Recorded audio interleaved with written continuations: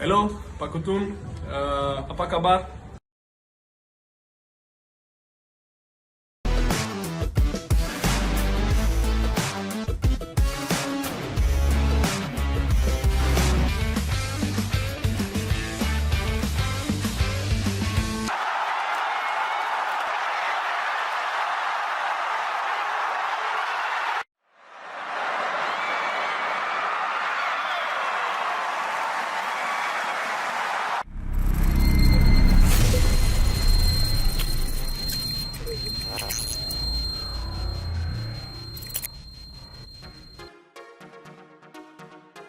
Potensi kolaborasi Keisuke Honda dan Shin Tae-yong, ulangi kerjasama Jepang dan Korea Selatan di Piala Dunia 2002? Sejak Sabtu tanggal 14 Januari tahun 2023, Keisuke Honda berada di Indonesia. Awalnya, pria 36 tahun ini disebut-sebut bakal menjadi pelatih PSIS Semarang. Setelah itu, Keisuke Honda juga bertemu dengan salah satu pemain sekaligus petinggi Persik Kediri, Arthur Irawan. Hal itu memunculkan spekulasi bahwa Keisuke Honda bakal diangkat Arthur Irawan sebagai pelatih Persik Kediri.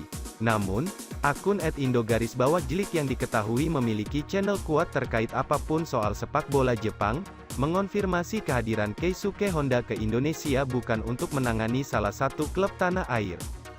Saat ini Honda memang sedang berada di Indonesia, tapi kedatangan Honda ke Indonesia bukan untuk menerima pinangan menjadi pelatih klub Indonesia, melainkan sedang ada proyek di Indonesia.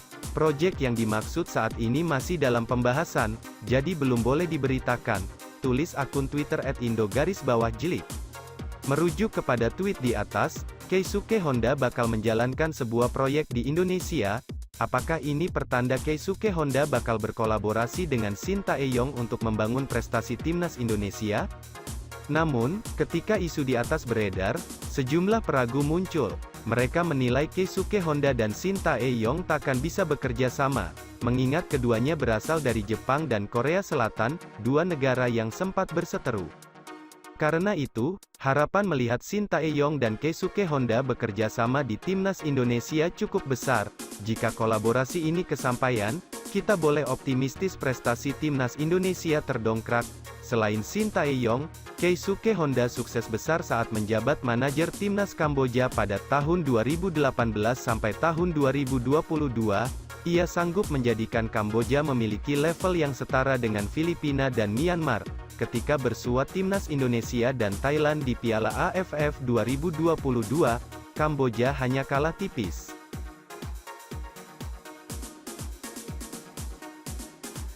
Indra Syafri beberkan alasan Sain Patinama belum jalani sumpah WNI.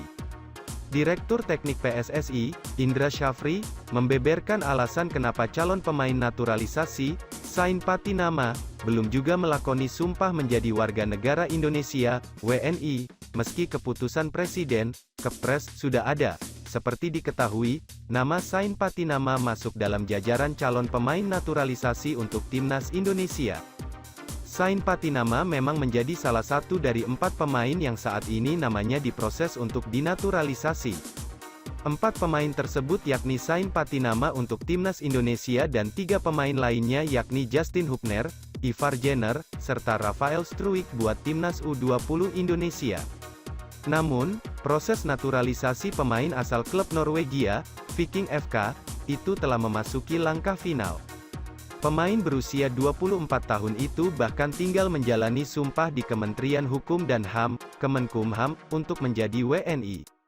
Pasalnya, Presiden RI, Joko Widodo, sudah menandatangani Kepres permohonan naturalisasi bagi pemain timnas Indonesia Sain Patinama.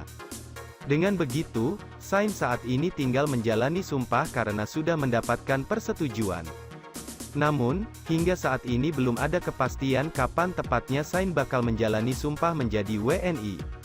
Menanggapi hal ini, Indra Syafri mengatakan bahwa Sain memang tinggal melakukan sumpah. Indra mengaku bahwa saat ini PSSI masih menunggu waktu yang tepat untuk Sain datang ke Indonesia.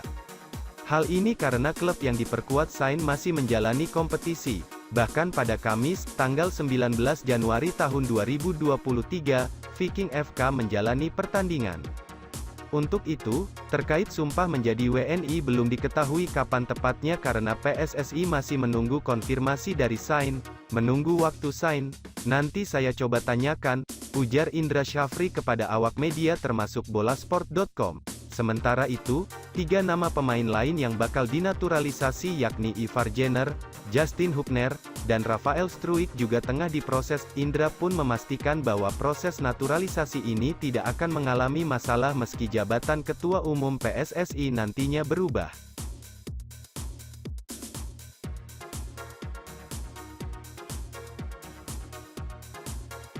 Presiden Joko Widodo, Jokowi, disebut sudah menandatangani keputusan Presiden, Kepres, permohonan naturalisasi calon pemain Timnas Indonesia Sain Patinama. Hal itu diungkap Menpora Zainuddin Amali. Menpora mengatakan pemain Viking FK itu akan segera melakukan pengambilan sumpah menjadi warga negara Indonesia, WNI. Kepres tentang pemberian kewarganegaraan RI untuk Sain Elian J. Patinama sudah ditandatangani oleh Bapak Presiden Joko Widodo. Selanjutnya yang bersangkutan akan mengikuti pengambilan sumpah di Kanwil Kemenkumham Provinsi DKI Jakarta, ujar Amali.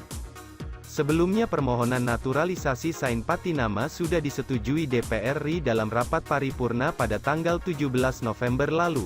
Sain menjadi pemain ketiga yang permohonan naturalisasinya disetujui setelah Sandy Walsh dan Jordi Amat. Menpora berharap kehadiran Sain bisa menambah kekuatan Timnas Indonesia menghadapi sejumlah turnamen besar, terutama Piala Asia 2023. Kita berharap proses ini bisa segera termasuk perpindahan dari Asosiasi Sepak Bola Eropa ke Asosiasi Sepak Bola Asia. Dengan kehadiran Sain Patinama ini diharapkan bisa menambah kekuatan Timnas Indonesia pada pertandingan-pertandingan yang akan dihadapi Timnas ke depannya, ucap Amali. Sain Patinama merupakan pemain kelahiran Lelystad, Belanda, tanggal 11 Agustus tahun 1998, pemain yang bisa bermain sebagai bek kiri dan gelandang itu memiliki darah Indonesia dari sang ayah yang berasal dari Maluku. Sain saat ini bermain di Liga Norwegia bersama Viking FK, sebelumnya pemain 24 tahun itu bermain di Belanda bersama Jong Utrecht dan Telstar. Sain Patinama merupakan salah satu dari 3 pemain rekomendasi Sintayong untuk pemain naturalisasi Timnas Indonesia setelah Sandy Walsh dan Jordi Amat.